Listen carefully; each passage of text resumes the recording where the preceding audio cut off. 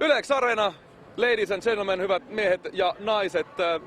Tässä on vieressäni Children of Bodomin 2 jäsentä, Virman, Aleksi ja heidän pyromiehensä Ari Arvola. Joo. Tää on nyt hieno tilanne, että on niinku efektimies plus bändi tässä tilanteessa. Nyt pitääkin kysyä saman tien, että mitä tuli elementtinä merkitsee Ari sinulle? Kysyn ensin, mitä hienoa tässä tilanteessa on. No niin, jatketaan. Niin, mitä tuli merkitsee sinulle? No, lämpöä. Ja tietysti kavereille, niin niitä pitää lämmitellä tuolla, kun niillä on kylmä. Täällä on tälläkin heti 2 astetta pakkasta, niin ei niin hyvä. Niin, ja kai niin sulle jotain sitä maksaakin. Ei. Hyvin vähän kyllä. Tulessa nyt, jos ollaan hetken aikaa ihan tosissaan, siinähän on se hyvä puoli, että Suomen festareillekin on niin helvetin valosaa. Että nehän näkyy, vaikka nyt ei oiskaan ihan pimeätä. Eiks näy? Näkyykö ne? Näkyy joo. Näkymätöntä tuli. Niin, teillä on semmoisia tuli, jotka näkyy. Onhan sitä sellaistakin, mikä ei. Aivan. No, mitä Ari Arvola, pyromies, merkitsee Children of Bodomille? No, sä oot ihan hirveen runkkari koko jätkä, mutta siis jostain ne lieskat on saatava. Tänä päivänä toi lieskojen hommaaminen, niin se ei ole mitään helppoa. Siis niin kuin itekin tiedät, niin hyvää työvoimaa, niin saatana vaikea löytää. Niin, että sit löytyy tällaisia kavereita, jotka hoitaa hommansa, mutta vai? Niin. Ei hoida. Niin. No nyt sä voit antaa vastakaikua, että onko nää niinku samanlainen viha-rakkaussuhde vai? No meillä on semmonen niinku sekä että. Janne on niinku runkkari myös. 3. polvessa. Hyvin homoeroottinen tähän suhde on ollut joka tapauksessa. Että. Aivan. No hei, millä tavalla näitä pyroefektejä suunnitellaan? Onko se koko bändin mukana vai onko se vaan sun omaa sellaista kellarinysväilyä, että pistäpäs tuohon? Se on niinku, Roope on niinku kaiken suunnittelija. Pessaan kalteribaarissa suunnittelee. Lähdetään se yleensä karaokebaariin ja sit se tulee takas sieltä ja sillä on ihan vitun hyvät ideat valmiina. Sitten kiinnostaa tietää niitä, jotka nyt on harkinnut pyromiehen uraa, että minkälainen koulutus sulla on? No ei tässä mitään koulutuksia oo. Et oo palomies. En no, voisiko tää jättää niinku nyt, pitäisikö tää päättää tähän? No kun näitä pyropommeja suunnitellaan niiden paikkoja, niin kuinka tarkasti ne pitää sitten niinku sijoittaa? Niinku nykylava, antaako ne periksi tällaisen ihan mielivaltaisen sijoittelun? No nyt ihan oikeesti tää. No ihan totta vähän aikaa. No, niissä on aika tarkkaa sijoittelua, että missä bändin jätkät on silloin oikeasti aikaa oikeassa paikassa. Ja tietty aina se, että on niinku Jannellakin, niin ennen keikkaa Janne aina käyttää vaippoja, kun tulee näitä äänipaukkuja, niin on niinku meillä on pyrovaipat. Janne ja Roopella lähinnä. No eikö tämmönen kova ääni on niinku ihan joka päivästä? On. On. Vaiva koko ajan. Mitä mä olin sanonut äsken jotain ihan tosissaan, niin en mä muista enää.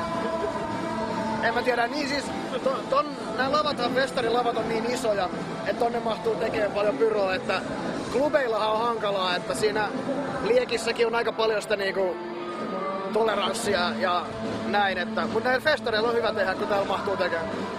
Onko tämä ainoa paikka, missä Suomessa voi tehdä, vai löytyykö klubeja, jossa on helppo tehdä pyrotekniikkaa toteuttaa? Pakkahuone varmaan, sehän on ainakin duunattu joskus ja jotain. Teatria Oulussa on hyvä paikka tehdä. Mutta molemmat on hevimiesten mestoja, varsinkin Oulun teatria. On, täysin. No, miten bändi osaa väistellä näitä miinoja, pyromiinoja, kun ne pamahtelee? Onko se niinku helppoa? Huomaako ne? No yritetään pitää siis jotain meetingiä aina ennen keikkaa silleen suurin piirtein, että missä ei pidä olla. Mutta siis on mulla kerran niinku siis ihan oikeesti kärähtänyt kulmakarvat ja silmäripset.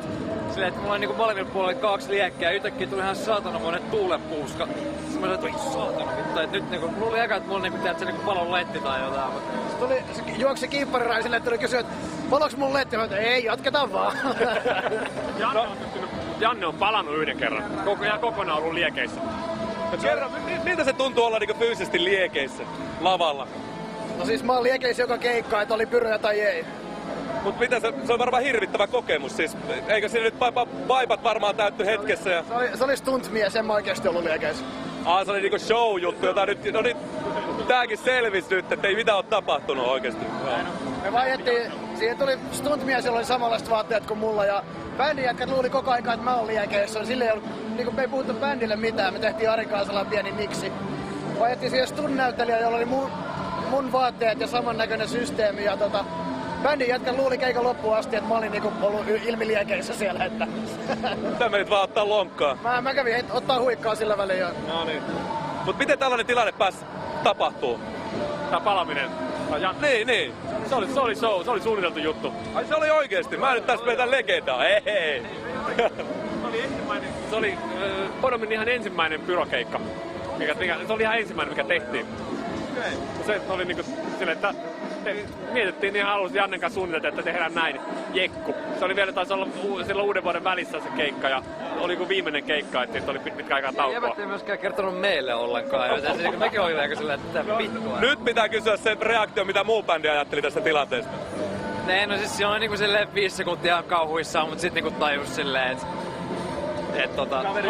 joku niin tai jotain tollaista, kun ei täpä niinku silleen, että on ihan läppä. Mun kannaltahan se oli aika karu, kun ei ne lopettanut soittamista ollenkaan. Että meikä oli muka niinku ilmiliekeisin jätkät vaan veivaa. No ei, ne on niin ammattilaisia. Ammattimiehiä.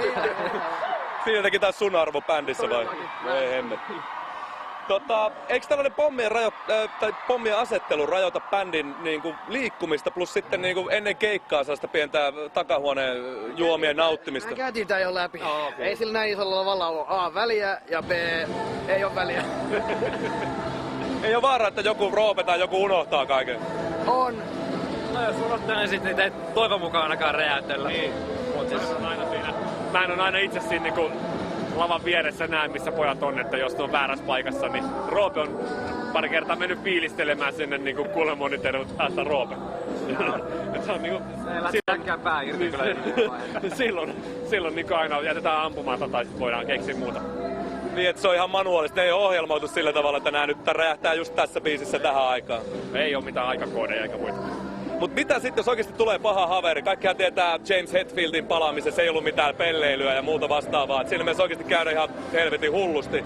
Niin mitä pyromies tekee, jos on bändin jäsen? Itsari tietenkin, mutta ennen sitä pitää tehdä jotain muutakin.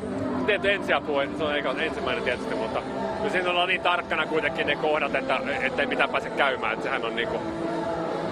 Et sit tietysti niinku siinä Hetfieldin tapauksessakin, niin kyllä siinä oli niinku...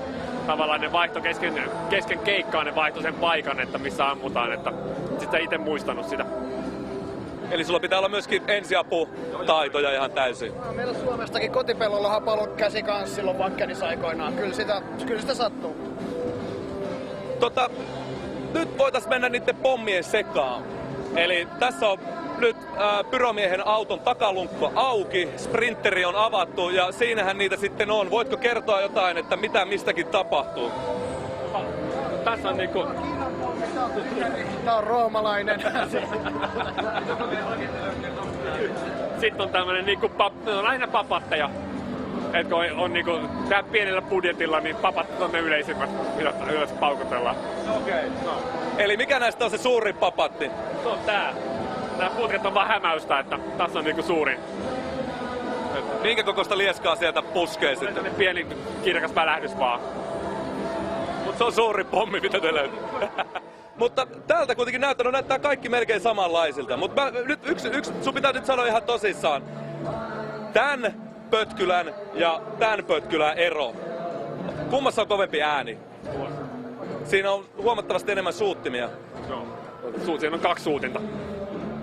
Mutta sieltäkö se ääni tulee vai onko se omat suuttimet lieskoille ja jossain tuolla on semmonen kaikukoppa, joka niinku nostaa sitä niinku jytinää vielä entisestä? Ei, ne on mikitetty kaikki. Jokaisella paukulla on oma mikki. Et siellä on niinku erilaisia mikkejä. Okay. Et meillä on niinku pietsu, tässä on toi miksaaja mukana kanssa. Eikö se mene paskaksi? Ei, ne on niinku kunnon mikittimet. Pyromikkejä. Uutta tietoa löytyy äärettömän paljon. Yle X Areena, Chillro, Bodom ja Arvola. Kiittää.